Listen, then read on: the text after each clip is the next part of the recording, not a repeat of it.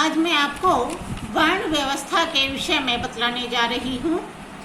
वर्ण, आश्रम एवं संस्कार भारतीय संस्कृति की अमूल्य धरोहर है, जिसमें व्यक्ति के विकास, समाज के विकास और संपूर्ण देश के विकास के बीज छिपे हैं।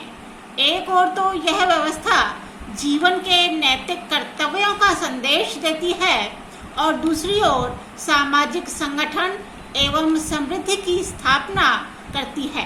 इस प्रकार यह अपने विशुद्ध रूप में एक अति आदर्श व्यवस्था है।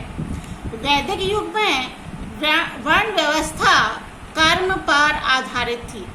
प्राचीन आर्यों ने अपने समाज की व्यवस्था को सुचारू रूप से संचालित करने के लिए मानव जाति को गुण कर्मानुसार 4 वर्णों में बांट दिया था।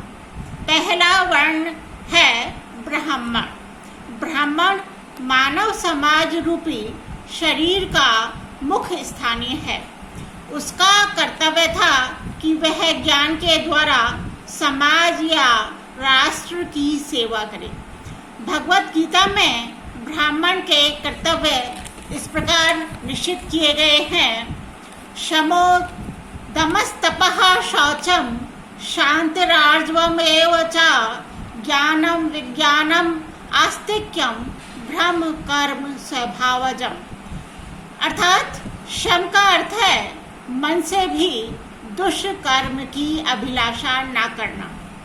दम से तात्पर्य है समस्त इंद्रियों को बुरे कर्मों से रोककर उत्तम कर्मों में लगाना। शौच से तात्पर्य है शरीर तथा मन को पवित्र बनाना। शांति से तात्पर्य है निंदा, स्तुति, हानि, लाभ, जीवन मरण, सुख दुख, हर्ष विषाद, मान अपमान, शीत उष्ण आदि द्वंद्वों में समभाव रहना। आर्जवम से तात्पर्य है सरलता तथा कोमलता को धारण करना एवं अहंकार की भावना का त्याग करना। ज्ञान से तात्पर्य है अध्यापन में लगे रहना और विवेक को धारण करना। विज्ञान से तात्पर्य है आत्मा, परमात्मा, सृष्टि आदि का विशेष ज्ञान प्राप्त करके उसका विश्व कल्याणार्थ प्रचार करना। आस्तिक्य से तात्पर्य है ईश्वर तथा परलोक में विश्वास रखना। ये ब्राह्मण के स्वाभाविक कर्म है।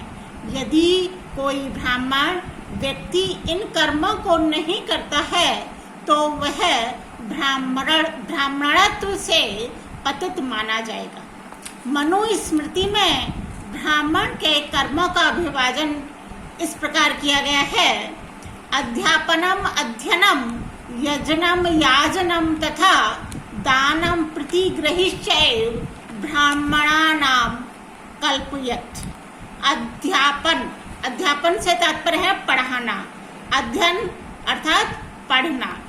यजन यज्ञ करना। याजन यज्ञ कराना। दान देना। प्रतिग्रह दान लेना। दूसरा वर्ण है क्षत्रिय।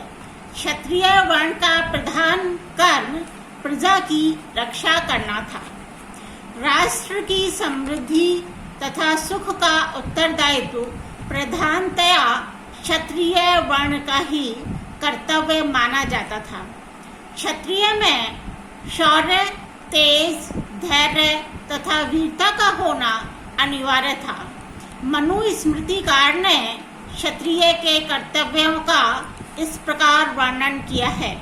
क्षत्रिय को राजनीति, आचार नीति, दंड नीति तथा अर्थशास्त्र आदि का विद्वान होना चाहिए।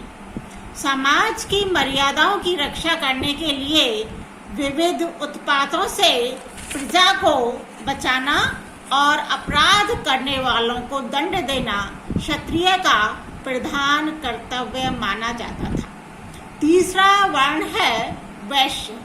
राष्ट्र के आर्थिक, व्यापारिक तथा खेती आदि कार्यों का उत्तरदायित्व वैश्यों पर रहता है। आर्थिक क्षेत्र में राष्ट्र की संपत्ति का संवर्धन करना वैश्य का मुख्य कर्तव्य है। वेदों का अध्ययन, यज्ञ तथा दान देने के अलावा वैश्य क्षत्रिय वर्ग को, क्षत्रिय वर्ण नामक जो वर्ग है उसको कर भी देता है। तीसरा वर्ण वैश्य था। चौथा वर्ण है शूद्र। यद्यपि ब्राह्मण, क्षत्रिय तथा वैश्य की दृष्टि से शूद्र वर्ण का स्थान अपेक्षाकृत निम्न कोटि का था, तथापि उसका यह अर्थ कदापि नहीं है कि वह समाज या राष्ट्र के लिए कम महत्व रखता था। स्वामी दयानंद ने वेदों का प्रमाण देकर यह सिद्ध किया है कि वेदाध्ययन का अधिकार जैसे ब्राह्मण आदि उच्च वर्णों का है वैसे ही शूद्रों का भी है। इन 4 वर्णों के संबंध में यह बात सदा ध्यान में रखनी चाहिए कि ये कर्म के अनुसार निश्चित होते थे, जन्म से नहीं। किसी भी वर्ण का व्यक्ति अपने से उच्च वर्ण के कर्म करके उस वर्ण को प्राप्त करने का अधिकारी हो सकता था। अधम कर्म करने से तथा अपने वर्णगत उचित कर्मों को त्यागने से उच्च वर्ण का व्यक्ति भी अपने से नीचे वर्ण में माना जाता था। इस भांति प्राचीन आर्यों का समाज वर्ण व्यवस्था पर आधारित था। वर्ण व्यवस्था का क्या महत्व था, इसके विषय में अब मैं आपको बताने जा रही हूँ।